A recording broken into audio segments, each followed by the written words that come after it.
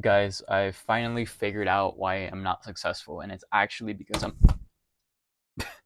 my because of my very professional phone setup that falls down from the window. Obviously, no, I'm kidding. It's actually because of how I look and how I haven't shaven in a while, and because of how ugly I look in these glasses. But I'm gonna take them off just because I feel better about speaking to the camera because I believe I look better without the glasses on. Okay, I'm obviously kidding, but I'm also kind of not. And I know you may not want to hear this, but the reason I wasn't successful, the reason I'm not currently what society deems to be successful, the reason you're not where you want to be, is because of your beliefs, what you think. Hold on, before you scroll away, I want to say I'm not intending to be this wishy washy person right now who just says, just change your mindset, bro. Oh, your mindset sucks. Obviously, stop being a victim. I don't want to be that person, but I will argue that there is truths to that. And hold on, don't leave just yet. There's truths to what you believe too. But successful people alter reality and truth in a way that serves them and their goals. And if you think I'm not just going to be delusional, bro, why would I want to be delusional? Then I have to say you are very prideful and arrogant, brother. You just are. You are a measly human being in this tiny little Earth and this tiny little universe. Well, I don't want to call the universe tiny, but who knows what's greater? Who knows what more there is out there, right? So based on your limited human understanding, you believe that you know truth about very debated and intricate topics about the world. No, you don't. So based on that assumption that you don't know anything, might as well choose what serves you, the world, God, goodness, love, whatever you aspire the greatest goodness and righteousness to be, right? So, these successful people that are already successful, they react to failure in a way better way than you. They adapt to circumstances and challenges way better than you.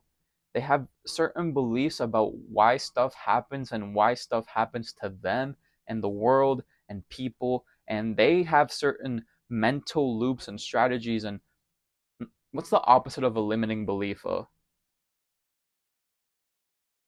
An allowing belief, whatever.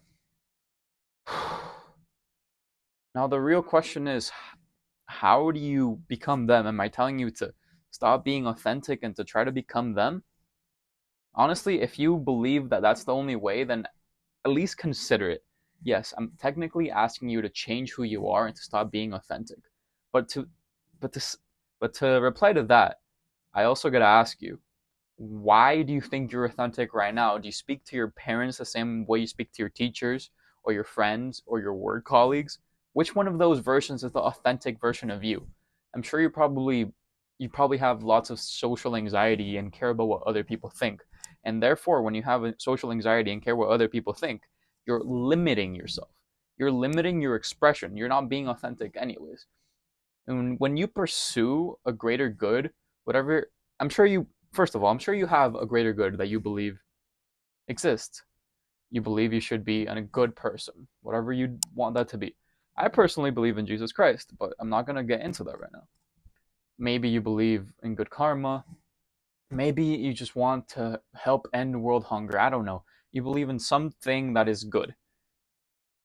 Of course, you also want to be rich. Here's a belief that can rationalize both wanting to serve the greater good and be kind of greedy. And it has served me because there used to be a time where I thought I really want to be rich, but I I feel like I can't be rich because I'll be doing too much things for my own good instead of the greater good of the world.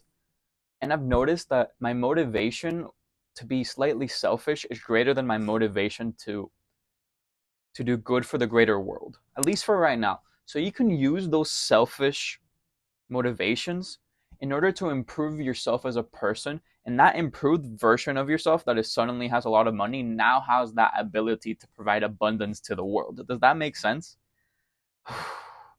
Now I have to get into the actual actions these successful people took to get to where they are. How do they cultivate these mindsets? Probably a lot of them first of all, a lot of rich people aren't self-made and they're just from wealthy families. But ignoring them, they cultivated these beliefs and mindsets either due to very good upbringing, very bad upbringing, or later they just kind of consciously rewired their minds. Your upbringing right now, maybe you didn't grow up to be confident. You weren't a confident kid. You didn't have a positive feedback loop that allowed you to be confident and to take risks, whatever. You can't do anything about that now. If you had a bad upbringing, you also can't do anything about it now. So the only thing you can do right now is accept who you are. You have to be conscious of your patterns. You have to figure out what your patterns are. And you have to compare them to your alter ego persona or the identity, the self identity of an already successful person, and compare and contrast to see what you don't have and what they have. For example, when someone was trying to lose weight and they get all these thoughts, oh, I'm so fat. I'm so fat. I don't even want to go outside and hang out with my friends. I'm not going to go to the restaurant. Your reality may be that that is true, right? You could be a million pounds overweight and it's true. But you can choose to not entertain these thoughts. You can either replace those thoughts by doing an activity, you can literally do 10 push-ups right now or however whatever physical activity, and I guarantee you it would be much easier to replace that negative energy with something useful. But of course, most people don't just hear and they'd be like, yeah, I'm gonna start doing that. They never do it. I know for a fact I can change all my bad moods if I just go out on a run, but I don't go on the runs anyways, right? That's just an example of catching your bad thoughts and trying to replace them. This is hard, but over a long enough period of time, you're gonna catch yourself having more of these bad thoughts and trying to replace them. You might not think it works, but that itself is a limiting belief. Limiting belief. If you believe it will work, it will most likely work, right? Again, that's an example of a meditation. That's why meditation is like going to the gym for catching your thoughts and diverting your attention into whatever you wanted most. That's also called focus, right? One more thing I have to bring up. There's this one short form content creator on Instagram and TikTok. His name is Mino Lee. If you know him, shout out Mino Lee. Send him this video if you know him personally. If you're watching this video all the way through, thank you so much, by the way, because you're already that much more likely to make it in life or whatever you deem that to be. I'm kidding. I just said that because that's apparently good for retention and it's apparently a good psychology hack to tell you that you're doing good. Honestly, it is kind of true, but it could also be my fault because I wasn't entertaining enough, and that's why people clicked off this video. But whatever. This guy Mino Lee, he's I don't know if he's making $100,000 a month now with his content creation business, content creator inner circle and mentorships or whatever. He did make 100K a month, I think, in January. I don't know if he's consistently making 100K a month, but whatever. He went on this journey to hit 100K a month, and he documented pretty much all of it, right? And I thought I've seen his videos over the past year and a half, 2 years, I don't know. And he's like the content creation king. He's like the best content creation coach on earth. That's what a lot of people say, and I kind of agree. I like his content. He's really good at being vulnerable, authentic, and also understanding psychology and short form psychology and virality. But what do I want to say about Mino Lee? Today I scrolled all the way down to the beginning of his journey, and he literally says his thoughts, his feelings. I saw like a little Instagram post series where he would post a picture and then he would reflect. I don't know if it was on his day or his realizations or on something, but he would post what he was reading, what he was learning, what his mental mindset was at the time, what books he was reading. And he's not doing any of that now. But I guarantee you, if he didn't put in that work, that self reflection, mental rewiring, filling up his mind with good self serving ideas from these books, and he wouldn't be where he is now. Sure, I love you, Mino, if you're watching this. But I think most people to be successful needed to put in that work that you did back in the day to be successful in content.